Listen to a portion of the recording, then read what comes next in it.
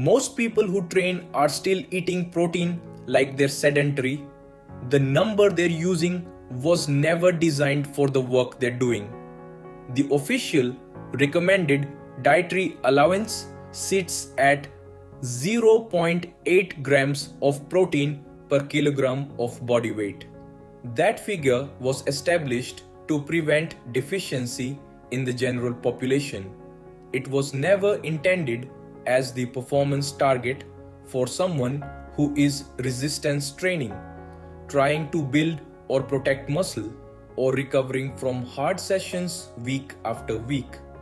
If you lift consistently and you are still hovering around that number, or even just moderately above it, you are almost certainly under supporting the stimulus you create in the gym.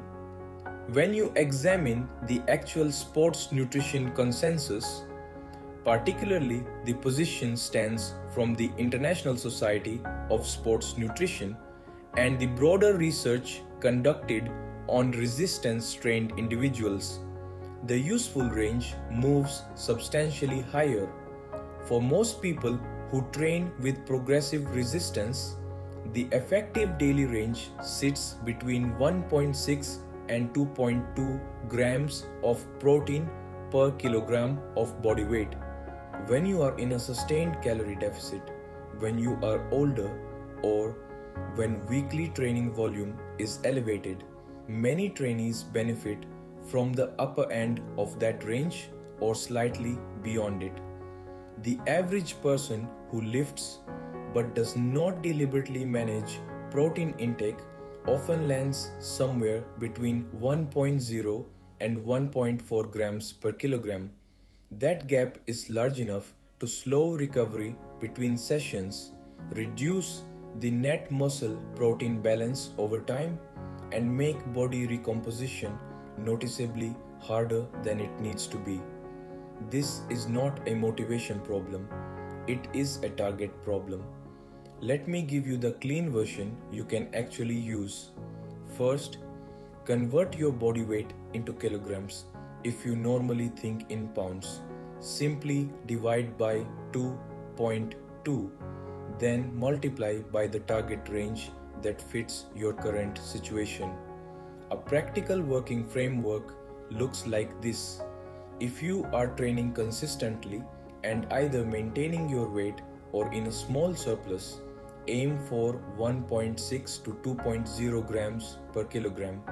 If you are in an aggressive fat loss phase or under higher training stress, move toward 2.0 to 2.4 grams per kilogram. If you are older or your primary goal is muscle retention, lean toward the higher side of the range. You do not need a perfect number every single day. You need a reliable weekly average that sits inside the effective zone.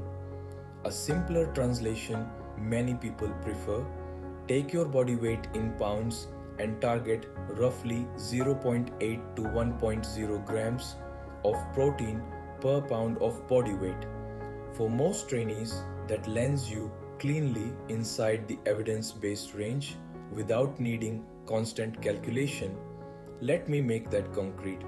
A person who weighs 180 pounds is looking at a working daily target somewhere between 145 and 180 grams of protein.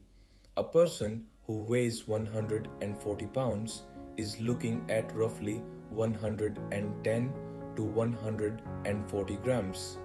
Those are not extreme numbers. They are simply matched to the work being done. Distribution across the day matters, but not in the extreme way much online advice suggests. You do not need to force 40 or 50 grams into every single meal. 20 to 40 grams of high quality protein per eating occasion spread across 3 to 5 meals or snacks is sufficient to repeatedly stimulate muscle protein synthesis for the majority of adults. The total daily amount remains the primary lever. Meal timing is secondary. Here is the mechanism in plain language. Resistance training increases the sensitivity of muscle tissue to amino acids for a prolonged window that lasts many hours after the session.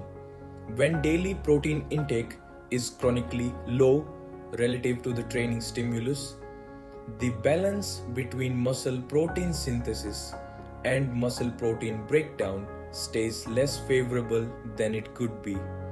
You are not completely wasting the training session. You are leaving measurable adaptation on the table, slower recovery, less consistent progress across months, and higher risk of lean mass loss whenever calories are reduced. This is one of the reasons the same training program can produce different outcomes in two people with similar genetics, similar sleep, and similar training history but different protein intakes. The difference rarely shows up in a single week. It compounds across months of consistent training. Now, the system that actually works for people with real schedules and real constraints. 1. Decide your daily protein target once and write it down. 2. Build every meal around a clear protein source first: eggs, Greek yogurt, cottage cheese, chicken, fish, lean meat, high quality whey, or a deliberate combination of plant proteins. 3. Place that protein source on the plate before you add the rest of the food. 4. If your day is irregular, use one protein shake as a convenient bridge, not as the foundation of the entire diet. 5. Track your total intake honestly for 5 to 7 days so you know your real average. After that short calibration period, drop the obsessive tracking and simply protect the pattern. Most people who move from an unstructured intake to this approach notice improved recovery within 2 to 3 weeks and more consistent strength progress across the following months. You do not need a perfect diet. You need a protein flow that is high enough for the work you are doing.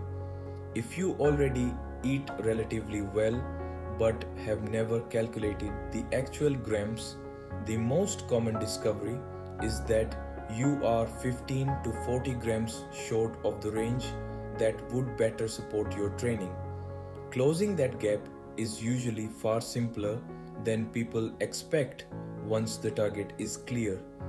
The most common mistakes look like this: treating the official recommended dietary allowance as a training target, assuming that the statement "I eat meat" automatically equals adequate total protein, concentrating almost all protein into one large evening meal, chasing extreme daily numbers that destroy long-term adherence, focusing heavily on protein while ignoring progressive overload, sleep quality, and overall energy intake.